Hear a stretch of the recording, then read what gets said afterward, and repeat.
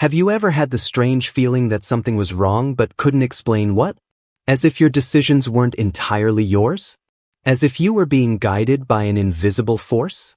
Perhaps you've done favors you didn't want to do, given in arguments where you were right, or trusted people who later showed a different face. If this has ever happened to you, and I know it has, then this video is for you. Because the brutal truth is, you are being manipulated every day. By people close to you, by the media, by leaders, by those who know how to operate the secret mechanisms of the human mind. And the worst part? You don't even realize it. You don't need hypnosis or cinematic mind control. The most effective manipulation is the one that makes you think you are in control, that the decision was yours, that the mistake was yours. Most people live like this, silently being guided like pieces on a board game they didn't even know they were playing. And when they try to react, they feel guilt, fear, doubt. They have been emotionally trained not to resist. And if you think this doesn't happen to you, stop right now, because that's exactly what a good manipulator wants you to think. In this video, I won't offer you comfort, I will give you tools. Because those who master the art of manipulation, as Machiavelli understood, don't need to shout or force. They simply observe, understand your weaknesses, and act. They know what drives you. And if you don't know, you will be driven. You will understand how people manipulate without you realizing it. You will recognize the patterns, the emotional tricks, the subtle games of control. You will identify your own vulnerabilities and learn how to shield your mind. Because true freedom isn't about doing what you want, it's about knowing why you want it. This video is a call, a summons for those who are tired of being used. For those who have suffered in silence, been blamed, silenced, conditioned. Here, you will learn to step out of the role of puppet and take on the role of strategist. But I warn you, once you see, you won't be able to pretend you don't know anymore. So from now on, get ready. Because what you are about to discover may completely change the way you see people and yourself. Have you ever noticed how certain people always seem to get what they want, even when they don't deserve it? They don't shout, threaten, or beg. They persuade. They engage. They make you believe that giving in was your idea. This isn't charisma, it's technique. It's manipulation in its purest and most effective form. The manipulator doesn't act on impulse. They observe. They study you, your reactions, your weaknesses, your emotional needs. They notice when you need approval, when you fear rejection, when you feel guilty for saying no. And they use that. Manipulation begins before the first word. It starts with the silent reading of your body language, the tone of your voice, the pauses between sentences. Some use charm. They smile, compliment, present themselves as different from others. They make you feel seen, heard, special. But behind this veneer of kindness, there is calculation. They are creating an emotional debt in you. Because when someone is too good, your instinct pushes you to reciprocate. And that's when you start to give in. Others prefer guilt. They play the victim. They say they are overwhelmed, that no one understands them, that they only have you. Gradually, they put you in a position of emotional responsibility. And if you pull away or say no, they don't need to fight. A sigh, a cutting remark, a look of sadness is enough.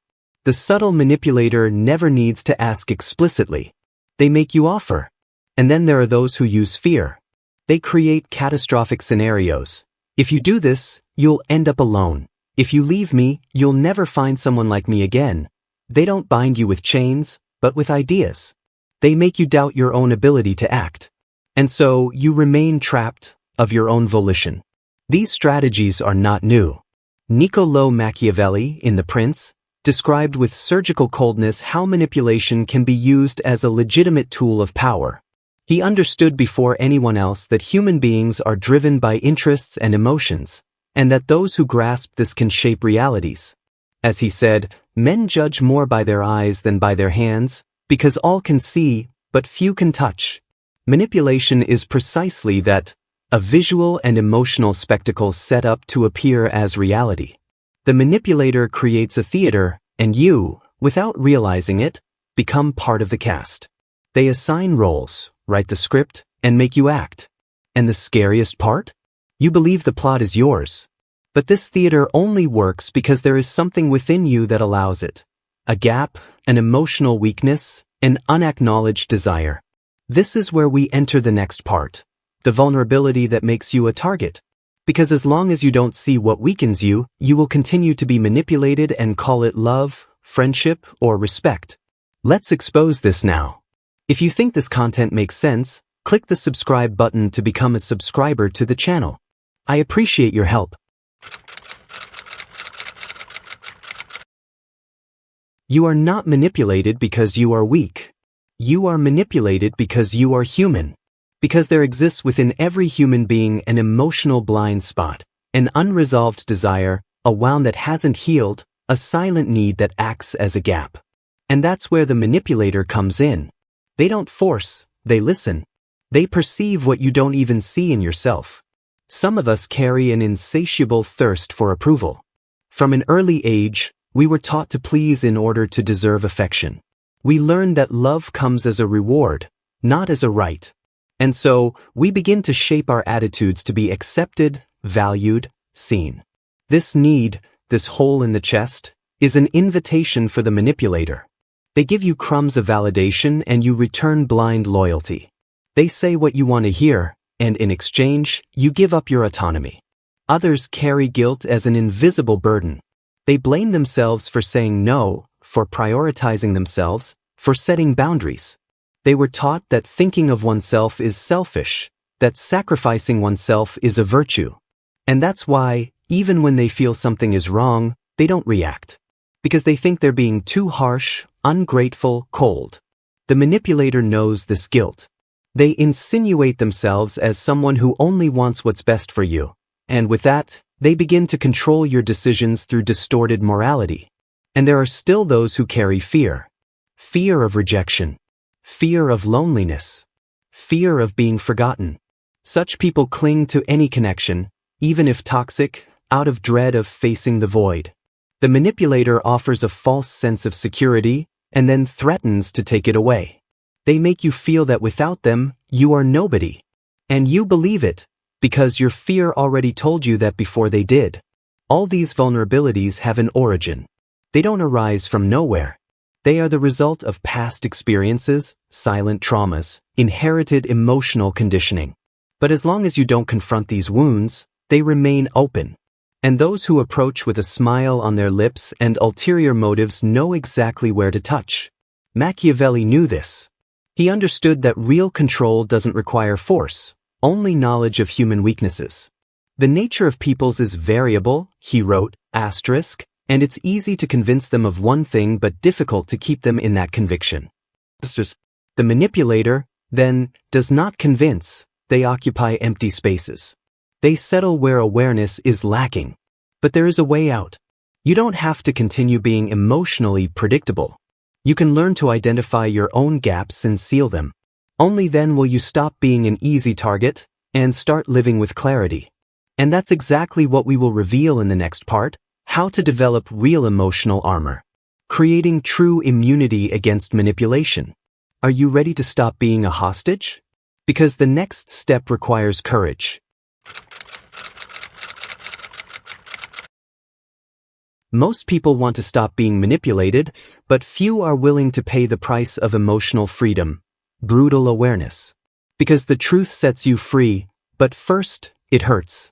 And the first wound you need to heal is the illusion that being good, empathetic, and understanding protects you. It doesn't protect you. In fact, it is these virtues, when not balanced with clarity, that make you an easy target. Developing emotional immunity is not about becoming cold. It's about becoming aware. It's about stopping the automatic reactions to the emotional triggers that manipulators use against you. And the first step to that is recognizing your patterns. Stop and observe. What triggers make you give in? Is it the fear of disappointing someone? The anxiety of being rejected? The desire to keep the peace at any cost? When you understand what drives you, you start to change the game. The second step is to cultivate what Machiavelli would call strategic detachment. You need to learn to emotionally distance yourself from situations without losing empathy. This means observing without immediately getting involved.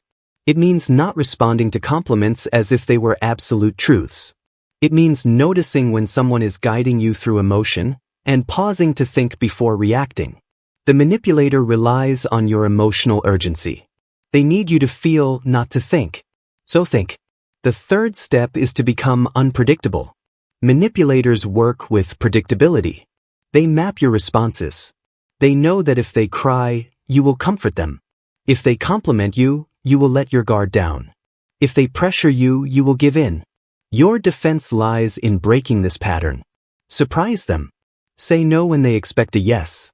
Disappear when they expect you to insist. Stay silent when they expect a confrontation. This disarms the game and forces the other person to reveal their true intentions. Another fundamental point is building a solid identity. The more you know who you are, the less you need to prove it.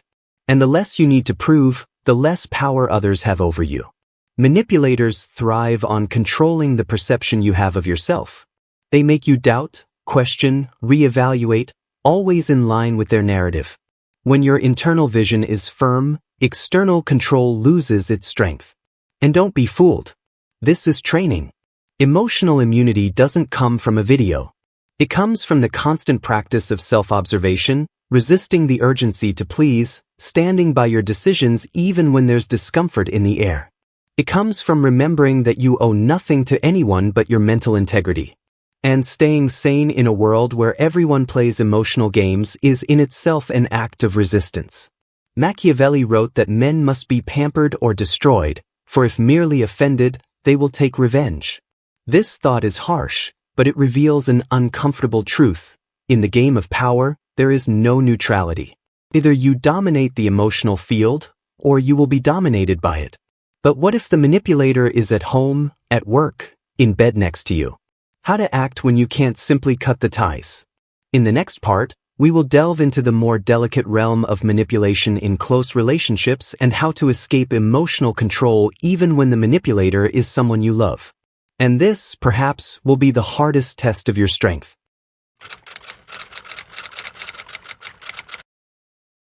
It's easy to talk about manipulation when the manipulator is a stranger. The hard part is facing this truth when the one who controls you is someone you love. A father, a mother, a partner, a boss who gave you a chance, a childhood friend. In these cases, manipulation is more subtle, more dangerous, and more painful because it comes disguised as affection, care, loyalty. And you, out of fear of losing the connection, remain trapped in an emotional web that consumes your energy, your clarity, your identity. The intimate manipulator doesn't need to lie. They distort. They don't need to shout. They insinuate. They don't stop you from choosing. They make you feel guilty for choosing differently. Over time, you stop questioning. You start walking on eggshells. You avoid conflicts. You anticipate reactions to keep the peace. And without realizing it, you become a hostage of an invisible prison built with the bricks of emotion. In a romantic relationship, this can seem like affection. I only do this because I love you. Without you, my life has no meaning. But love that demands submission is not love. It's emotional blackmail. In the family, it dresses itself as tradition. You can't do this to your mother. You owe us respect. But respect that comes from guilt is not respect. It's control. At work, it presents itself as loyalty. You have to be grateful. Who else will give you a chance like this? But gratitude used as a debt is pure manipulation. And here's the central point. Proximity does not justify emotional violation. Love does not give the right to shape the other with fear or guilt. However, to break this cycle, you first need to accept something uncomfortable. Not every relationship where there is affection is healthy. Not every person who loves you knows how to love you freely. And not every bond that holds you is protecting you. Some are just preventing you from growing. But how to act? Start by setting boundaries.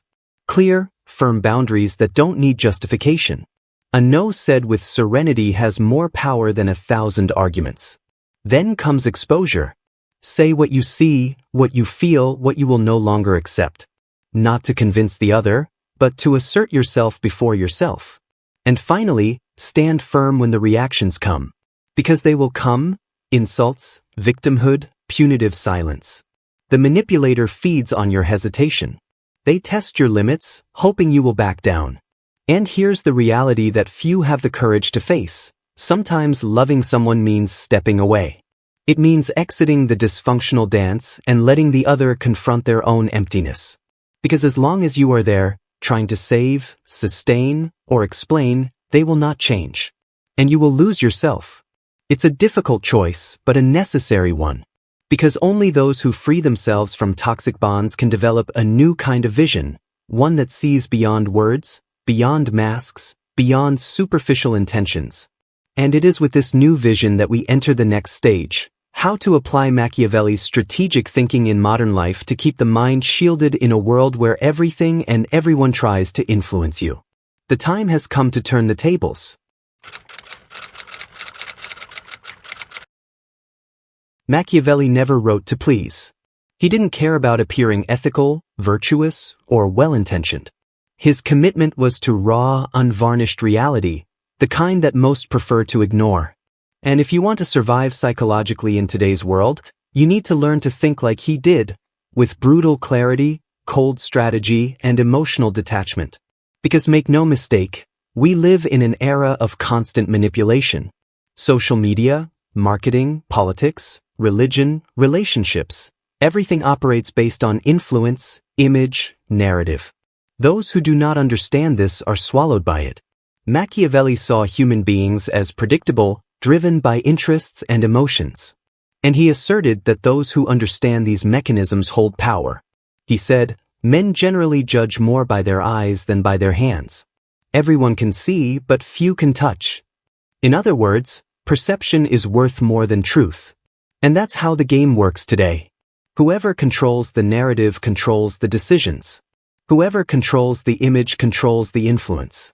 And whoever understands the psychological mechanisms controls the behavior of others, without needing to raise their voice. In practice, what does this mean? It means you need to stop living on emotional autopilot. Machiavelli did not believe in universal morality.